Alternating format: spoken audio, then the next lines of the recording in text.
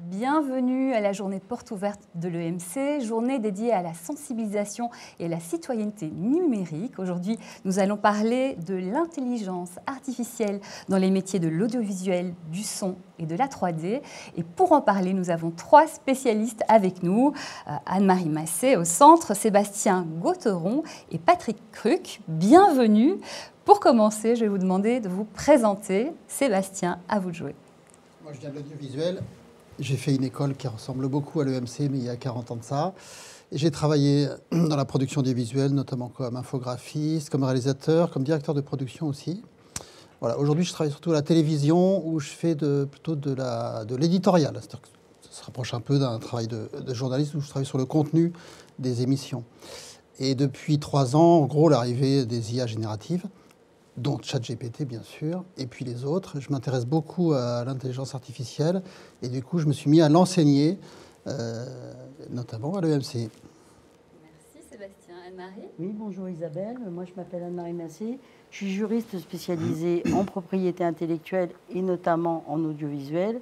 J'ai une activité de conseil auprès de producteurs et d'agents artistiques et force est de constater que je suis bien obligée d'intégrer l'IA dans les contrats que nous proposent maintenant les producteurs. Et en parallèle de ça, j'ai une activité de formatrice et de professeur. Et pour mes élèves, je suis également amenée à parler de l'IA.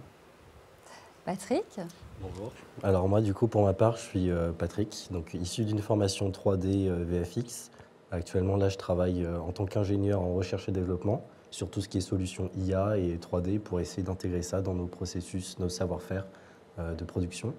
À côté de ça, je suis producteur et également j'enseigne l'IA, spécifiquement dans les écoles de 3D d'animation, pour montrer comment moi j'ai pu rebondir par rapport à tout ça et enseigner un petit peu ce que je fais en production, quoi. Alors, on va parler des deepfakes et de la vérité de l'image, on va parler des nouvelles formes de créativité. Donc, les deepfakes, déjà, votre première réaction quand vous avez vu arriver l'IA, ça a été quoi? Ça vous a fait peur? Vous avez été curieux? Curieux, c'est passionnant. Ça ne m'a pas fait peur. D'accord. Moi, ma première réaction, ça a été de me dire qu'en est-il des créations artistiques Oui. par rapport à l'IA et voir comment les auteurs peuvent-ils garder leurs droits face à ce phénomène de l'IA. Moi, c'est mon gros travail par rapport à l'IA et c'est ma grosse alerte par rapport à tout ça. Voilà, la juriste qui a Absolument. tout de suite réagi. Patrick? Pour ma part, moi j'étais encore étudiant, donc c'était à la fois de la curiosité, un peu de l'inquiétude. Et la première question, c'est comment mon métier va évoluer avec cette nouvelle technologie et comment je vais pouvoir travailler avec, quoi. Alors, le deepfake, grosse question et actuellement ça part dans tous les sens. Déjà, peut-être quelqu'un peut définir le deepfake? A priori, c'est une image qui a l'air vraie et qui en fait est fausse. C'est une image? Créée par une intelligence artificielle en général, qui fait tout pour qu'elle semble vraie et qui en fait est fausse et qui est destinée à tromper. D'accord. Par exemple pour des escroqueries financières, par exemple. Voilà. Je crois que c'est ça, mais peut-être que Patrick a une... Oui, et Anne-Marie ont d'autres définitions. Souvent, quand on parle de deepfake, on voit tout de suite remplacement de visage, ce genre de choses. Donc, on parle souvent de ça. Et c'est notamment aussi utilisé dans le cinéma pour remplacer des visages d'acteurs, vieillir un acteur, ce genre de choses. Donc, ça a quand même... C'est vrai qu'il y a des travers à tout ça, mais il y a aussi un enjeu professionnel qui est très intéressant pour la production audiovisuelle, quoi. Oui, c'est faire dire à toute personne des choses qu'elle n'a potentiellement pas dit.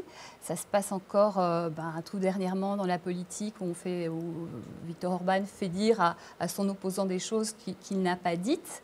En fait, comment fait-on aujourd'hui pour différencier? Est-ce qu'on peut différencier? Alors c'est vrai que c'est très difficile parce qu'avec l'évolution actuelle de l'IA, ce genre de choses, c'est difficile de se rendre compte un peu de la réalité. Après, techniquement, de manière technique, c'est vrai que sur les expressions du visage, etc., ce genre de choses, on voit parfois que c'est pas très naturel. Après, c'est maintenant un peu plus facile d'utilisation. À la base, c'était c'était quand même utilisé dans le cinéma, c'était des technologies assez lourdes. Maintenant, c'est des outils un peu grand public, donc ça mène à quand même se poser des questions de qu'est-ce qui est vrai, qu'est-ce qu'il faut et comment faire attention à tout ça, quoi. Ouais. Comment faire attention, Anne-Marie? J'ai envie de dire c'est une atteinte au droit de la personnalité. Donc le problème, il est bien là. C'est qu'à la fois, on a un arsenal juridique qui protège à la fois les personnes par rapport au deepfake et ce qu'on peut utiliser de leur image. C'est d'ailleurs que tous les procès sont liés à ça, parce qu'il y a des procès en cours et des procès qui ont constaté l'atteinte à la personnalité justement par rapport à ça. Mais après, détecter le vrai du faux, finalement, c'est une veille constante. Il faut être tout le temps en alerte et il faut toujours manifester son droit par rapport au fait que non, c'est pas moi qui l'ai dit, c'est une intelligence artificielle. Donc, c'est vrai que les auteurs maintenant et les personnes publics, parce que vous et moi, à la limite, c'est pas très important, sont toujours en alerte de ça, et notamment les personnes qui accompagnent, notamment les politiciens, parce que c'est vrai qu'on fait un peu leur dire tout et n'importe quoi, sont vraiment en alerte là-dessus, et finalement passent beaucoup de temps dans les tribunaux. Le problème, c'est que ça arrive a posteriori, c'est-à-dire que le mal est fait. Oui, mais ça, c'est pas grave. Le délai de prescription, il est beaucoup plus long. Donc, être toujours à l'affût et dire attention, même si jamais le mal est fait, on peut toujours rétablir des choses. C'est-à-dire que on peut faire croire des choses aux gens et puis après on rétablit. Mais est-ce que la graine dangereuse n'est pas semée? Une fois que les choses sont dites, après, pour faire sortir ça de l'imagerie populaire, c'est compliqué. Quand on est atteint, mais il n'y avait pas bien avant, c'était déjà la même chose. Sébastien, vous vouliez réagir? Je voudrais demander à Anne-Marie, moi, si qui est juriste donc, si on n'entre pas dans un monde où il n'y a plus de preuves par l'image, parce qu'il y a 3 ans, on savait très bien détecter une image faite par une IA, il y a 2 ans, un peu moins, il y a 1 an, on commençait vraiment à avoir des doutes. Aujourd'hui, pour certaines images, c'est vraiment presque impossible. Dans 5 ans, à mon avis, on ne fait plus la différence, en tout cas pour certaines images. Donc, est-ce qu'on n'arrive pas dans un monde où, de toute façon, on ne fait plus la différence, un monde où il n'y a plus de preuves par l'image, et quand on voit une image arriver, on ne sait pas si elle est vraie ou si elle est fausse, voire même, on voit une vraie image arriver, on peut toujours dire, même si ça se trouve, c'est une IA. Donc, même les revenge porn et tout ça peuvent du coup tomber à l'eau.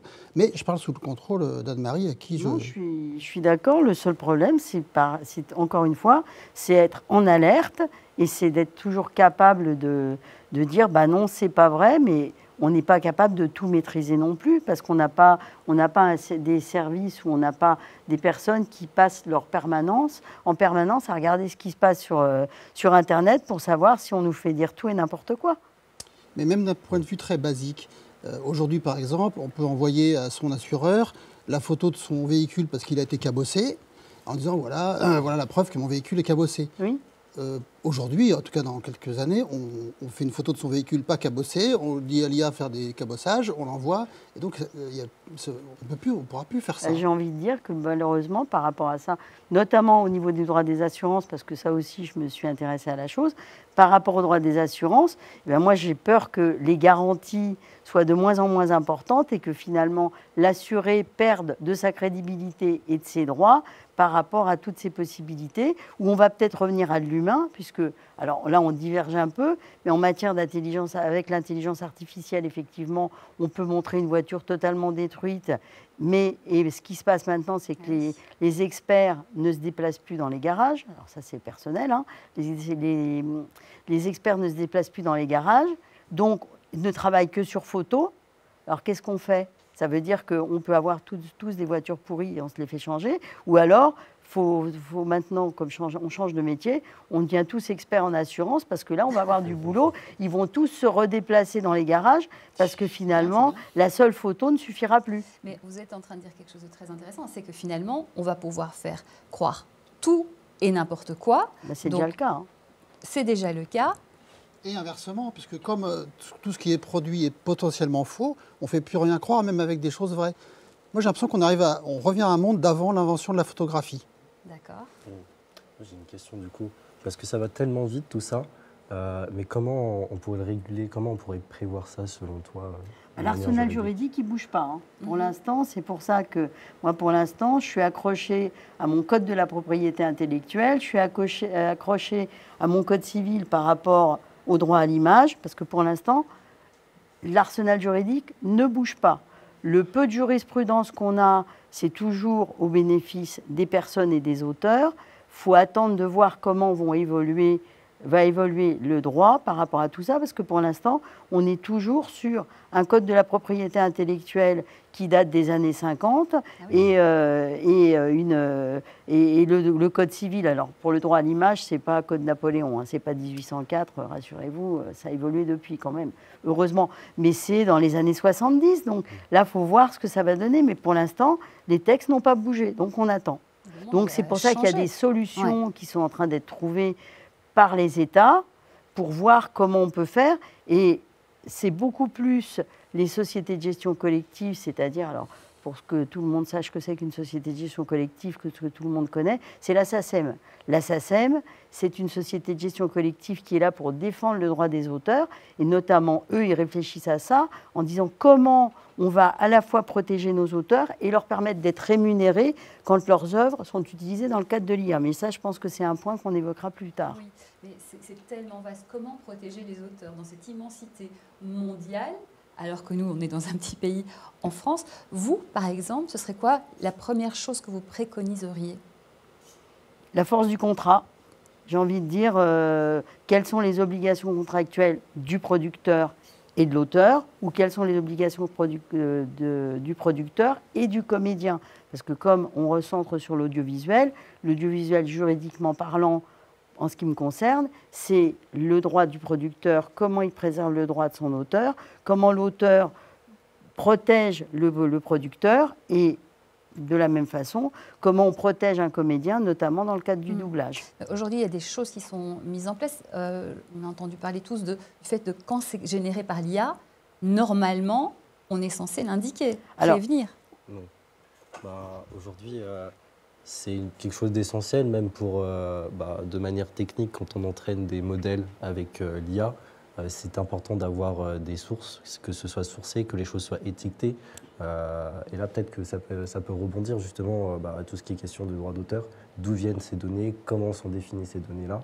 Donc ça, c'est un point quand même majeur quand on entraîne nos données, de savoir d'où ça vient et savoir ce qu'on en fait, et aussi dire comment on le fait, avec un accord commun, que ce soit avec les entreprises ou les auteurs directement, quoi. Vous qui êtes professeur, est-ce que vous parlez de ça avec les étudiants? J'imagine que oui. Oui, forcément. Ouais. Et il y a pas mal d'inquiétudes. De la part des étudiants? Oui, bien sûr. Ils ont peur de quoi?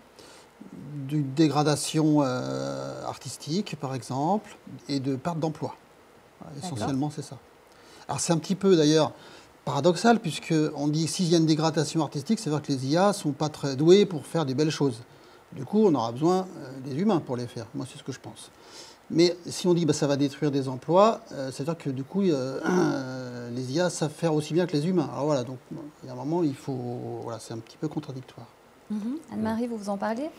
Moi, j'en parle également, notamment en musique, parce que la musique, les musiques qui sont créées à partir de l'IA, qui est l'auteur de cette musique? Est-ce que c'est celui qui est derrière l'ordinateur? Est-ce que c'est la solution IA, donc ChatGPT par exemple? Légalement, encore une fois, par rapport à la création artistique, ce que nous dit le code, puisque comme je vous ai dit, moi, mon maître mot, c'est quand même la loi, c'est qu'une création artistique ne peut émaner que d'une personne physique. C'est-à-dire que cette personne physique, quand c'est une IA, on est, comme il l'a dit très bien, on est obligé de sourcer, parce que quand il y a des procès, on se retourne vers qui? On se retourne vers celui qui a mis à disposition les créations, à savoir, par exemple, ChatGPT. Mais ce qui est fait par l'IA, elle va chercher des choses qui sont déjà faites, donc rien n'est fait par l'IA. Rien n'est créé, tout est compilé. Et donc finalement, on s'en parlait avant le début de l'émission, il y a contrefaçon. Vous pouvez nous expliquer cette notion-là? La contrefaçon, c'est le fait de reprendre, reproduire ou représenter une création précédente sans l'autorisation de son auteur. Ça, c'est la définition basique de la contrefaçon. En conséquence de quoi, dans l'état actuel du droit, ChatGPT ou toute solution IA constitue, par rapport aux créations qu'elles vont nous recracher ou ressortir, constitue une contrefaçon. Voilà. Donc un étudiant, par exemple, qui créerait quelque chose avec de l'IA ferait de la contrefaçon, puisque l'IA a été chercher les idées d'autres personnes. Ferait de la contrefaçon, mais il faut savoir aussi qu'il existe aussi, avant l'IA, les professeurs, on avait, par rapport au travail de nos étudiants, on avait un logiciel qui s'appelait Plagium. Donc, on rentrait l'écrit de notre étudiant dans Plagium et on voyait si c'était une création personnelle ou si il allait chercher dans des créations précédentes qui étaient sur le net. Mais l'équivalent de ce logiciel-là existe pour l'IA. D'accord, donc on peut retrouver, grâce à ce logiciel ou à des logiciels, si ça a été pompé. On peut voir. On peut voir. Ouais, notamment aussi en termes de génération d'images, on a tout ce qui est métadonnées, c'est les données qui sont composées dans l'image. Et souvent maintenant, c'est assez simple de pouvoir récupérer une image et de voir tout le prompt qui a été utilisé pour générer cette image. Et c'est ça justement les métadonnées. Et c'est intéressant, ça nous permet de nous rendre compte de si le truc a été bien sourcé, de comment ça a été composé. Et voilà quoi. D'accord, donc vous êtes en train de dire que si un élève vous rend un travail généré avec l'IA, vous pouvez le voir en fait. Ça peut se tracer.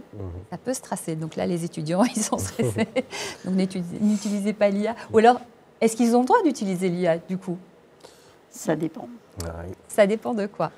Ça dépend de la manière dont ils s'en servent. Souvent, quand je fais des interventions en école, ma première question, c'est comment vous utilisez l'IA dans votre travail? Et après, de mon côté, c'est souvent des étudiants dans l'audiovisuel et qui sont assez réticents justement à l'utilisation de l'IA parce qu'ils en ont peur pour leur métier, perte de métier, dégradation justement de leur travail.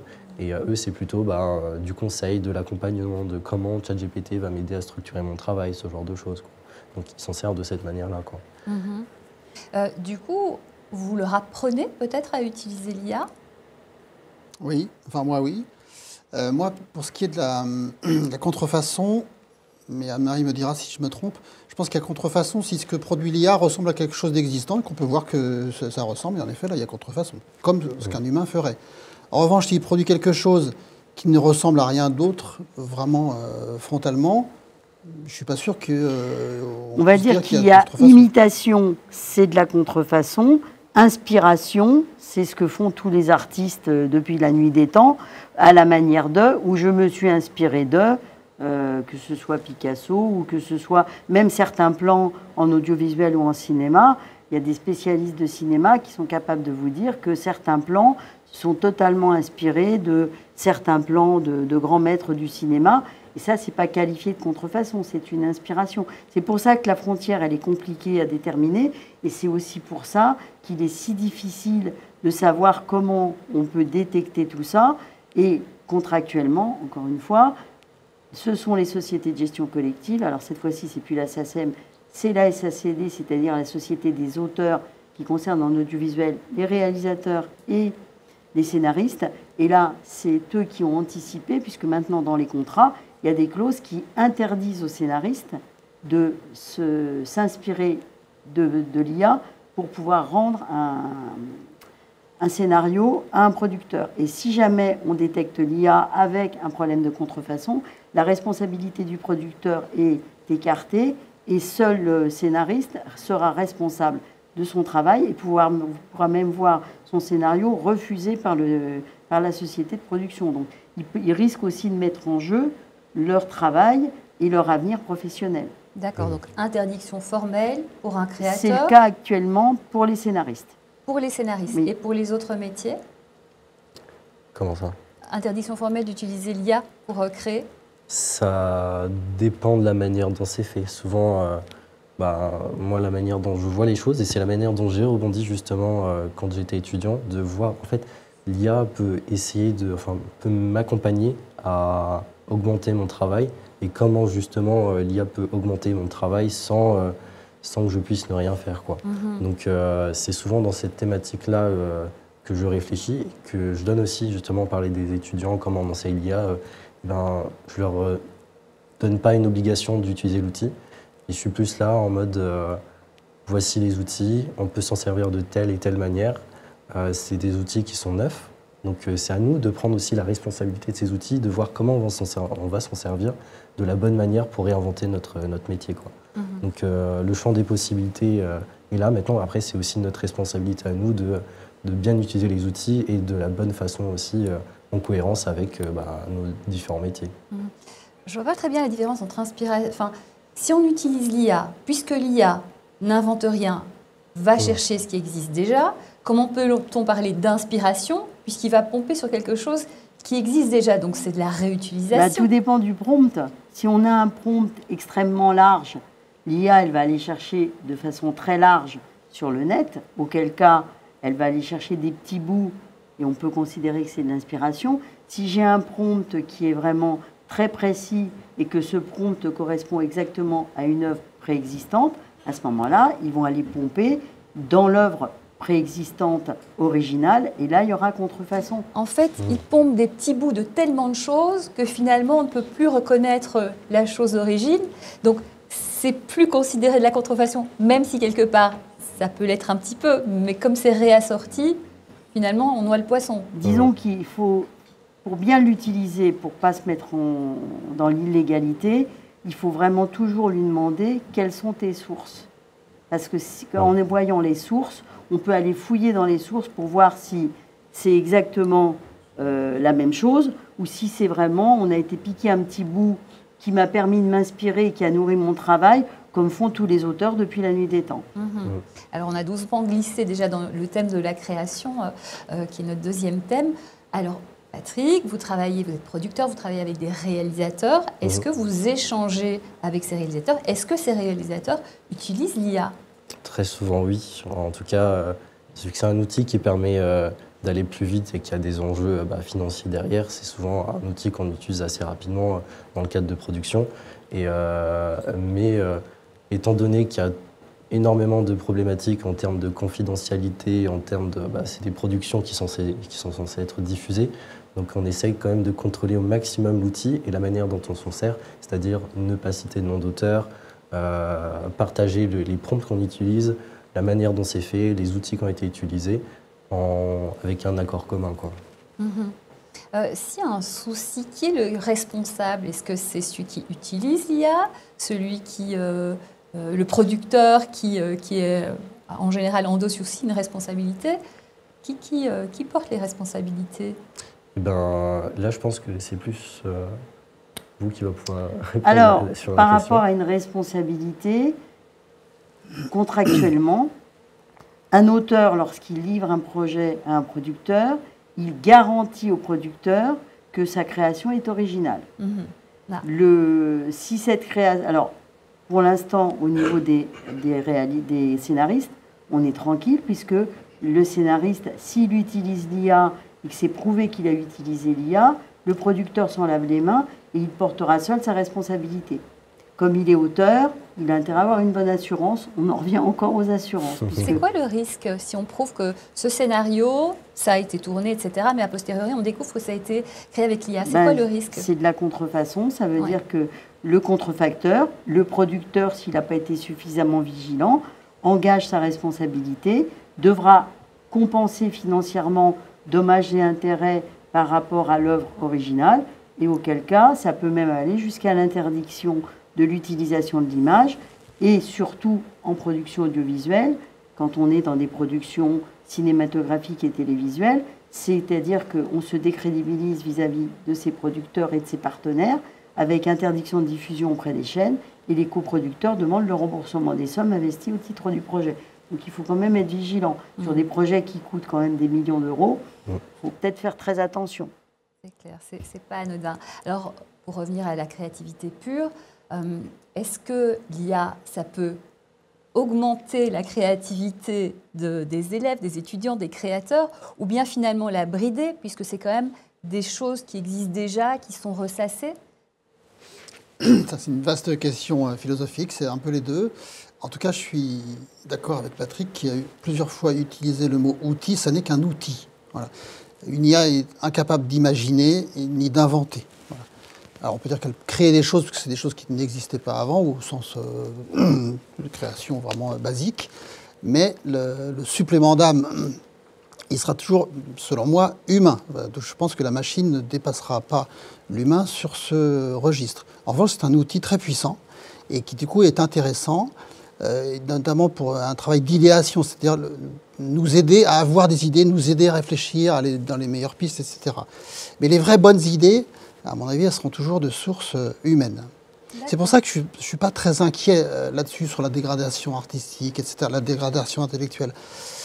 Ça me fait penser à 3 histoires. On va remonter le temps un petit peu. D'abord, une histoire de 2 philosophes qui discutent. Et l'un dit à l'autre, oh là là, il y a une nouvelle technologie qui vient d'arriver, c'est catastrophique, notre intelligence va se dégrader. Ces 2 philosophes, c'était Platon et Socrate. Et c'est Platon qui raconte ça, je crois, et c'est Socrate qui disait ça. Il parlait de cette nouvelle technologie, c'était l'écriture, l'invention de l'écriture. Il disait, ben oui, avant on devait mémoriser tout, et maintenant qu'on écrit, on n'a plus besoin de mémoriser, et donc on va devenir des feignants et on va devenir idiots.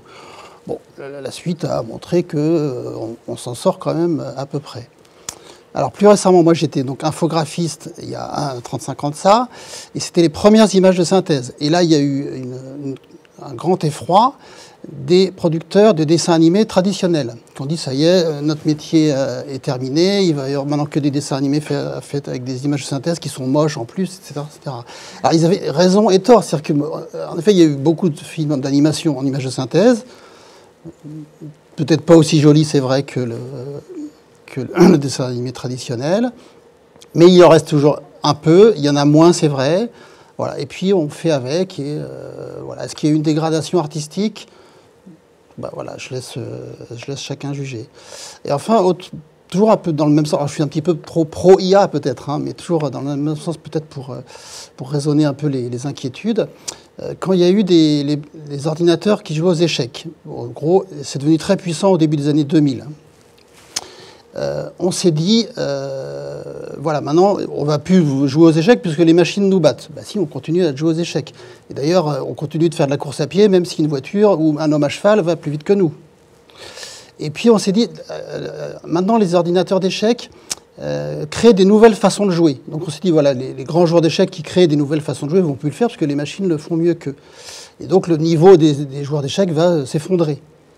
C'est le contraire qui s'est passé. Le niveau des joueurs d'échecs moyens a explosé, considérablement augmenté. Pourquoi? Parce que chacun a chez soi maintenant, avec juste même un téléphone portable, un professeur d'échecs de très haut niveau. Avant, c'était compliqué pour avoir des conseils pour jouer aux échecs. Il fallait être en club, voir un coach, etc. Maintenant, n'importe qui, n'importe quand, a un conseil sur sa façon de jouer aux échecs. Du coup, tout le monde joue beaucoup mieux qu'avant. Voilà qui peut peut-être relativiser un peu les craintes qu'on peut avoir. Non, pas pour rien. Il faut être vigilant. C'est nouveau. Ça va bouleverser beaucoup de choses, notamment d'un point de vue social, des pertes de métiers, etc. Ça va considérablement changer notre façon. Donc, la société doit répondre à ça, doit être vigilante, adapter, accompagner ceux qui perdent leur boulot, etc. Se dire que ce n'est pas une baguette magique, ce n'est qu'un outil, et que ce qui fait la qualité, c'est l'humain, et toujours ramener l'humain. Voilà. Je pense que si on fait ça bien, on devra pouvoir s'en sortir. On va en revenir aux pertes de boulot, etc. Mais juste pour finir sur cette question, est-ce que vous, qui accompagnez des réalisateurs ou des étudiants, vous avez vu évoluer la créativité depuis l'arrivée de l'IA, du coup, et s'enrichir, ou bien pas forcément, la créativité? C'est difficile à dire, c'est quand même trop récent. En gros, les arrivées des IA génératives d'images, notamment, ça date d'il y a à peu près, d'un point de vue grand public, ça date d'il y a 3 ans à peu près. Je parle sous le contrôle de Patrick, voilà. Donc c'est un petit peu récent. En revanche, par contre, pour ce qui est des élèves, les générations d'élèves d'il y a 3 ans, voyaient l'IA arriver, ils avaient 20 ans, donc ils étaient déjà des boomers, quoi, et ça les inquiétait. Ceux d'aujourd'hui, eux, ils l'ont vu depuis le collège ou le lycée, et ils sont des digital natives IA, on va dire, et ils sont déjà plus à l'aise avec ça. Donc en 3 ans, on remarque ça. Oui. La créativité, ça, je ne sais pas. Oui. Patrick, ça développe votre domaine, réalisation? Je dirais que oui, après, c'est une philosophie, entre guillemets, des différents secteurs, de comment on utilise l'IA, bien sûr. Mais en production, pour du film, ce genre de choses, on a tendance à vouloir un résultat qui soit vraiment précis, qui soit vraiment diffusable. Et l'IA, on s'en sert vraiment comme un outil pour augmenter le travail des artistes. Quand je dis augmenter, c'est gagner du temps sur certaines tâches qui sont à la fois répétitives ou certaines tâches qui sont moins créatives et peut-être se concentrer sur justement la créativité des artistes. Donc utiliser comme un outil de production, non pas forcément pour de la génération. L'IA, c'est plein de choses. C'est des algorithmes qui peuvent nous permettre d'aller plus vite sur certaines tâches. à ce genre d'effet-là, je trouve que c'est très intéressant, quoi. On se consacre vraiment sur le cœur du métier, sur l'essentiel. Pour moi, c'est un très bon outil et justement, c'est une bonne direction peut-être de l'évolution de cet outil dans notre secteur, quoi. Ouais. Vous parlez de gagner du temps, ça veut dire qu'il y aura aussi des tâches qui ne seront plus faites par des êtres humains, elles seront faites par l'IA. Quels métiers sont les plus menacés dans l'audiovisuel par cette IA qui se développe à vitesse grand V? Ah oui, c'est vrai qu'il y a quand même le revers de la facette.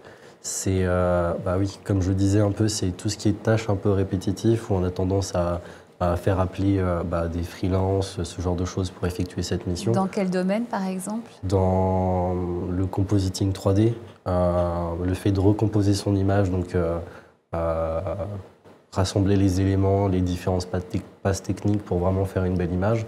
Il y a pas mal d'étapes, notamment la rotoscopie, qui est une étape où il faut découper une petite partie de l'image pour la cacher, enfin vraiment nettoyer l'image.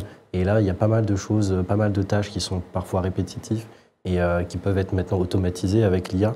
Et c'est aussi des emplois qui sont peut-être menacés par rapport à tout ça, quoi. Ce découpage d'images dont vous parliez, ça prenait combien de temps avant et maintenant ça prend combien de temps? Ça peut prendre des heures, ça peut prendre des heures, ça peut prendre des jours. Il faut se dire que par exemple sur une séquence où il y a 300 images, sur les 300 images, parfois il faut revenir sur les 300 images, détourer un petit détail de plantes, de cheveux, ce genre de choses. Ça peut être plus rapide bien sûr, mais avec l'IA, maintenant on commence à avoir des automatisations où ça se fait tout seul, quoi. Donc instantanément, quasiment? Quasiment, bien sûr, c'est pas parfait, hein. L'IA ne donne pas un résultat qui est juste dès le début. Il y a toujours besoin de cette expertise pour venir à cet endroit, pour pouvoir corriger les défauts de l'IA. Et aussi, c'est pas forcément des outils qui sont complètement diffusables sur l'ensemble d'une chaîne de production, parce que tout simplement, il y a des problèmes de couleurs, de gestion de fichiers, de gestion de données qui sont pas encore maîtrisés. Donc il y a toujours besoin de cette intervention humaine actuellement. Pour l'instant. Pour l'instant, quoi. Ouais. Vous voyez, pardon. Non, j'allais dire que ça va tellement vite qu'on ne prévoit pas comment les outils vont évoluer d'ici 2 semaines, d'ici 1 an, quoi. C'est ça. Et vous, Sébastien Anne-Marie, vous voyez aussi une typologie de métier qui va disparaître avec l'IA? Moi, je suis un peu inquiète pour l'animation. Oui. Parce qu'en matière d'animation, c'est sûr que, certes, il y a de l'humain, mais on est beaucoup moins que dans un tournage réel. Et donc l'animation, je pense que certains métiers vont être perdus, notamment par rapport à ce que je disais précédemment, notamment par rapport au doublage. C'est-à-dire que une œuvre d'animation, si on fait doubler si la voix c'est une voix de l'IA, le public ne sera pas choqué puisqu'il n'y a pas de référence à une personne humaine. Je me dis que ça peut être plus préservé en ce qui concerne des tournages réels, où là, on a des comédiens qui vont, soit par rapport à la post-prod, de toute façon être obligés de revenir pour faire de la post-prod, de post-synchro, si jamais il y a eu des difficultés lors du tournage, ou peut-être même des retakes, ou auquel cas, là, il n'y a pas de souci. Et moi, c'est plutôt en matière d'animation. Les tournages en réel par rapport à l'humain, alors les techniciens, on aura toujours besoin de quelqu'un derrière une caméra, on aura toujours besoin de quelqu'un pour le son. En ce qui concerne ce qu'il y a devant la caméra, de toute façon, le comédien, il faudra toujours qu'il soit devant la caméra et on peut mettre en place des garde-fous pour éviter, en enregistrant leur voix, de pouvoir s'en débarrasser, entre guillemets, notamment par rapport aux comédiens de doublage. Là, pour l'instant, il y a toute une lutte qui se fait encore et toujours par rapport à ces fameuses sociétés de gestion collective qui sont vraiment le rempart par rapport à ça. Mais en ce qui concerne l'animation, moi, je suis un petit peu plus inquiète. Merci. Les métiers à risque, Sébastien? Oui, je reprends ce que disent mes camarades. Je crois qu'il y a le storyboarder aussi. Ça va être compliqué pour eux. Tous les métiers de la traduction. Voilà. Donc, il va y avoir, je pense, de la casse sociale. Après, cette histoire s'est déjà déroulée, notamment pour les métiers de la post-production, pour le montage. Moi, quand j'ai appris à monter en pellicule. Donc, on découpait comme ça, on collait, ou en vidéo, en analogique. Puis est venu le montage numérique, En gros, le temps de travail est divisé par 5. Ouais. Et donc, et pourtant, personne ne voudrait revenir au montage avant. Et donc, il y a eu, pareil, plein de monteurs qui n'ont pas pu s'adapter, qui ont perdu leur emploi, etc. etc. Là, ces histoires-là vont peut-être se répéter, et peut-être encore plus violemment. Donc, c'est pour ça qu'il faut accompagner tout ça, former, indemniser, etc. Et la révolution il y a un n'est deuxième pas problème pour justement les jeunes gens qui étudient aujourd'hui et qui nous écoutent. C'est, comme l'a dit Patrick, ce sont surtout les tâches rébarbatives, répétitives, qui sont remplacées par les machines. Or, quand on est un junior et qu'on arrive sur le marché du travail, justement, on fait les petits boulots pour apprendre sur le tas dans une société, etc. Et donc, on fait justement ces petits boulots rébarbatifs, répétitifs. Mais on ne pourra plus leur donner ça puisque c'est les machines qui le feront. Donc, comment elles vont faire pour arriver junior et pour apprendre sur le tas, puisque c'est finalement les machines qui font ça. Ça, c'est aussi un problème.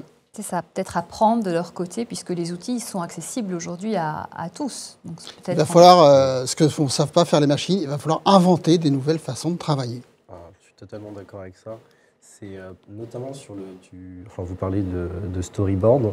Récemment, j'ai travaillé sur un projet et justement, le storyboard artiste n'a jamais eu autant d'importance parce qu'avec la capacité de l'IA, en seulement très peu de temps, il pouvait éditer ces images, il pouvait donner d'autres angles de vue de ces images. Donc il a pris vraiment une place importante dans la production parce qu'on pouvait faire des allers-retours assez rapidement justement avec le storyboard qu'il pouvait produire. Et il avait justement une plus grande importance sur l'aspect de décision vis-à-vis des itérations qu'il pouvait faire, quoi. Donc je pense qu'il y a quand même un enjeu de comment on réinvente notre métier justement avec l'IA, comment on est capable de rebondir là-dessus, quoi. C'est vrai qu'il y a certaines tâches qui sont peut-être un peu plus à risque, mais comment on peut rebondir là-dessus, c'est aussi tout le travail que peut-être on a à faire avec ces outils-là, quoi. On va peut-être apporter une note d'espoir. Est-ce qu'il y a des métiers qui vont arriver, qui vont être créés avec cette arrivée de l'IA? Il y a peut-être de nouveaux métiers qui vont apparaître. Moi, j'en vois pas, mais on dit qu'il y en a, mais à un moment, on disait que le prompt engineer, c'est l'ingénieur en prompt. En fait, non, tout le monde va devenir un peu ingénieur du prompt. C'est plus des évolutions, à mon avis. Mais après, moi, je connais pas l'avenir. Hein. Mais moi, je vois pas ça. Anne-Marie? Pareil. Pas mieux? Non. Ouais. Alors justement, les étudiants, qu'est-ce que vous leur conseilleriez de faire? Vers quoi étudier? Parce que si c'est pour étudier quelque chose qui sera remplacé dans 2-3 ans, voilà, mais qu'est-ce que vous leur conseillez à vos étudiants? Souvent, j'encourage les étudiants à ne pas négliger du tout leur savoir-faire, parce que cette intervention humaine, justement, c'est cette créativité-là, souvent qu'on recherche. Donc, avec ces outils, comment ils sont capables justement d'améliorer justement leur processus créatif, comment ils sont capables de faire eux-mêmes évoluer le métier. Donc, je suis assez positif justement sur ça, sur la manière, et aussi curieux de voir comment ils vont faire pour prendre en main ces technologies-là, quoi. Surtout que là, on a des problématiques quand même techniques en production ou qui demandent de l'intervention humaine. Comment eux peut-être vont apporter des solutions avec leur savoir-faire par rapport à ces thématiques-là, quoi. Donc je suis quand même assez enthousiaste, et aussi même pour rebondir un peu sur la question des nouveaux métiers, c'est vrai que c'est compliqué de savoir, et notamment maintenant sur des productions où on travaille avec de l'IA, il y a toujours un peu cette phase de recherche et développement justement, parce que c'est des outils qui évoluent tellement vite qu'il faut faire de la veille constamment, en fait, tous les jours. Donc à chaque début de projet maintenant, il y a cette grosse phase de quelles sont les nouvelles technologies, comment on peut les utiliser, quelles sont les limites, et vraiment cette phase de recherche et de développement de ces outils-là.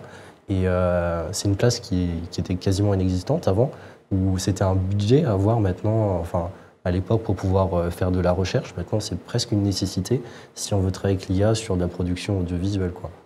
D'accord, donc plutôt la recherche et développement autour de l'IA. D'autres métiers sur lesquels investir, qu'est-ce que vous leur conseilleriez? Parce qu'ils doivent être un petit peu inquiets à nous écouter quand même.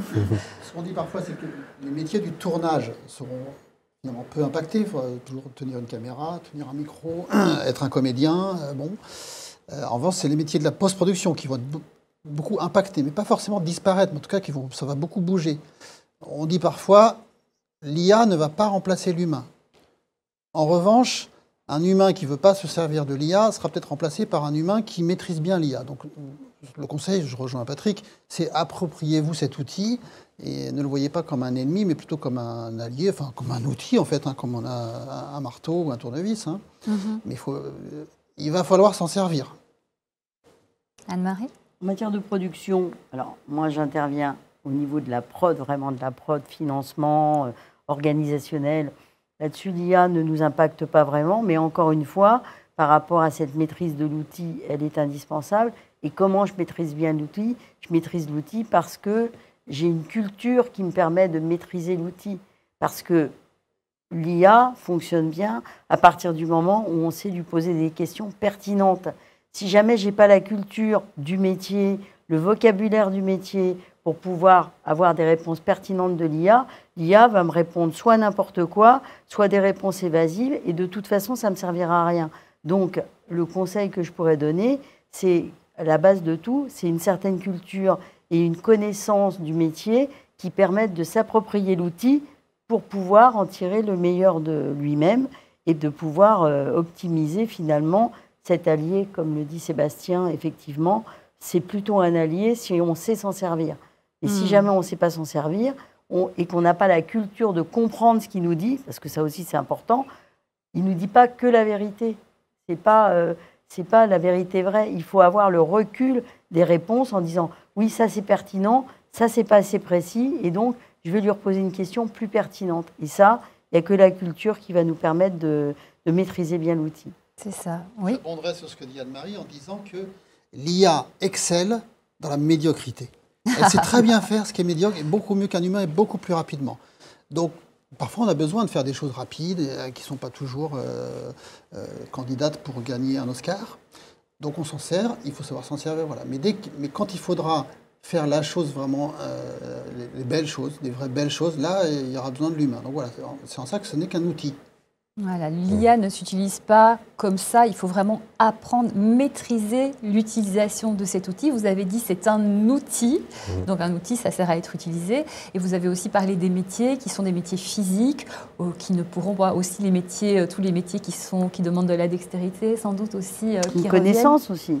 En prod, pour l'instant le devis, si je ne maîtrise pas les termes du devis et si je ne maîtrise pas les prestataires, les salaires, bah, mon devis, comment je vais le nourrir? C'est pas ChatGPT qui va me faire mon devis, et c'est pas ChatGPT qui va me dire bah oui, bah, va plutôt voir Arte plutôt que Netflix, parce que là, peut-être que là, tu vas avoir, par rapport à ton projet, ça risque de plus intéresser Arte que Netflix. Là aussi, c'est encore, je me répète, mais c'est encore une connaissance du milieu et une connaissance de notre environnement qui va permettre aux personnes de pouvoir continuer à travailler. Donc fondamentalement, effectivement, dans nos métiers proches, à part moi cette inquiétude que j'ai sur l'animation, pas au niveau de la prod, mais au niveau de la production, de la réalisation, je vois pas aussi, je suis pas si inquiète que ça non plus. Sébastien ? Alors ouais, pour les métiers de la gestion de production, Anne-Marie dit c'est pas une IA qui va faire un budget, par exemple, un budget selon un scénario, par exemple. Alors, mais oui et non. Il peut me faire le séquencier. Voilà. Mais après, les ressources que j'ai en face, ça va être compliqué. Il faudra toujours encore aujourd'hui, en tout cas, un humain pour vérifier si... Voilà. En fait, on peut s'aider de l'IA pour, par exemple, faire un budget à partir d'un scénario.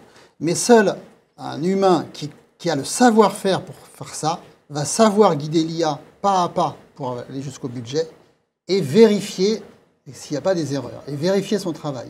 Et pour ça, il faut donc avoir forcément une connaissance de la gestion de production à la main, sans IA, pour le faire faire par une IA. Alors on va me dire à quoi ça sert. C'est juste qu'on gagne du temps. On va aller 2-3 fois plus vite avec une IA que sans. Mais il faut toujours avoir ce savoir-faire essentiel. Maîtrisons l'IA avant qu'elle ne nous maîtrise. Voilà. On arrive à la fin de notre échange. J'aimerais bien savoir si l'IA pouvait avoir un avis sur la créativité humaine. Qu'est-ce qu'elle dirait? Comment elle la définirait? Qu'est-ce qu'elle dirait?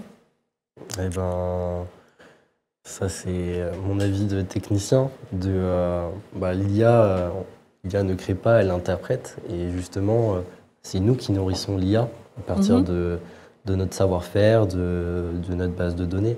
Donc, pour avoir de meilleurs résultats, autant peut-être en termes de bonne utilisation de l'IA, Il faut nous-mêmes qu'on soit capable de créer, d'être expert dans notre métier. Donc, si j'étais l'IA, j'encouragerais nous, êtres humains, à toujours nous perfectionner et à être vraiment expert de ce qu'on sait faire, quoi, pour que je puisse, moi, être guidé en tant qu'IA à exceller encore plus. Aide-moi à t'aider. Aide-moi à t'aider, ouais. Entièrement d'accord. Vraiment, là, c'est exactement ça. L'IA se nourrit de ce qui existe déjà. Donc, plus on sera créatif, plus on sera performant, plus l'IA nous donnera des résultats pertinents. Plus on sera médiocre et plus l'IA nous ressortira notre médiocrité, malheureusement. Intéressant. Oui, vous demandiez si l'IA avait un avis sur la créativité. En fait, Ouais. l'IA n'a pas d'avis parce que c'est une machine. Elle n'a Mais pas de si conscience. elle en avait un. Elle n'en a pas. Elle n'a pas de D'accord. conscience, elle n'a pas de sentiment, elle n'a pas d'émotion, Oui. etc. Qu'est-ce qu'elle fait quand on lui demande son avis? Elle reprend l'avis moyen de tout le monde, de tout ce qu'il y a sur Internet. Là, en ce moment, on est sur un réseau social. Les IA nous écoutent en ce moment, elles se nourrissent de ça, et on n'est qu'une goutte d'eau dans l'océan, et de plein d'autres gens qui donnent leur avis là-dessus. Et elle va faire une moyenne de tout ça pour donner un avis moyen. Voilà. Et c'est en ça que ce n'est qu'une bête machine, mais très puissante.